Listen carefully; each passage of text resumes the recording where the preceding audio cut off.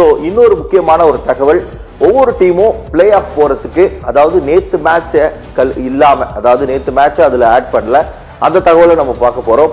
Play off போறதுக்கு CSK மெயினா இன்னும் எவ்வளவு மேட்ச் ஜெயிக்கணும், 6 மேட்ச் இருக்கு, இன்னும் 5 மேட்ச் ஜெயிச்சா வாய்ப்பு இருக்கு அப்படின்னு சொல்லி ஸோ மகேந்திரன் கிட்ட நம்ம போக போறோம். நேத்து மேட்சையும் ஆட் பண்ணல, இல்லைன்னா ஆர்சிபி 12 பாயிண்ட்டுக்கு வந்துட்டாங்க. நேத்து மேட்ச் இதுல இல்லை. ஸோ தகவலை நல்லா புரிஞ்சுக்கோங்க.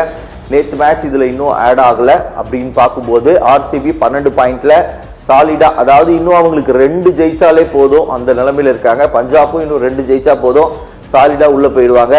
எஸ்ஆர்ஹெச்சும் செம்மையான ஒரு பெர்ஃபார்மன்ஸ்ல நம்பர் 3ல இருக்காங்க. அவங்களும் 3 ஜெயிச்சா போதும். அதே மாதிரி இன்னும் வாய்ப்பு இருக்கு அப்படிங்கிற மாதிரினா 6க்கு 6 ஜெயிக்கணும் எல்எஸ்ஜி.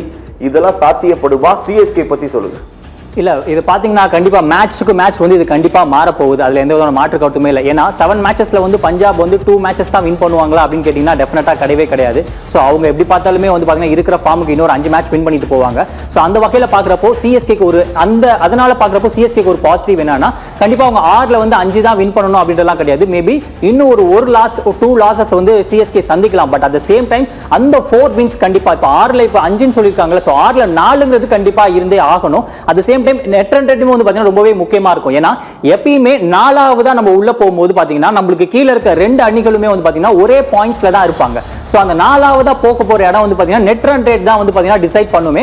சோ அந்த வகையில பாக்குறப்போ அடுத்த ஒரு 4 மேட்ச், அதாவது 6ல 4 மேட்ச் ஜெயிச்சாலுமே அந்த 4 மேட்ச்மே வந்து பாத்தீங்கன்னா பயங்கர நெட் ரன் ரேட்ல இருக்கணும். சோ அந்த வகையில இருந்தா மட்டும் தான் வந்து பாத்தீங்கன்னா சிஎஸ்கேக்கு வந்து வாய்ப்புகள் அதிகமாவே இருக்கு. சிஎஸ்கேக்கு இதோட ஒரு பெரிய ஒரு மைனஸ் என்னன்னு பாத்தீங்கன்னா, இப்போதைக்கு கேகேஆர் மேல வந்துட்டாங்க.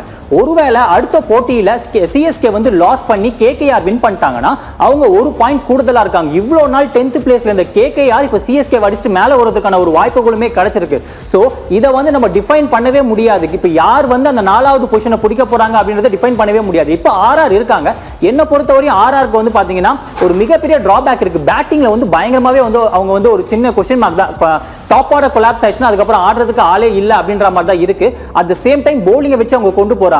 சோ இந்த 4வது பொசிஷன்ல ஆர்ஆர் கண்டிப்பா ஃபிக்ஸடா இருப்பாங்களான்னு எனக்கு தெரியவே தெரியாது. கண்டிப்பா அவங்க கீழ வருவதற்கான வாய்ப்புகள் அதிகமாவே இருக்கு. சோ அந்த வகையில பாக்குறப்போ சிஎஸ்கே வந்து பாத்தீங்கன்னா இப்போ அந்த 4வது பொசிஷனை பிடிக்கணும்னா நெட் ரன் ரேட் ரொம்பவே முக்கியமான ஒரு விஷயமாக பார்க்கப்படுது.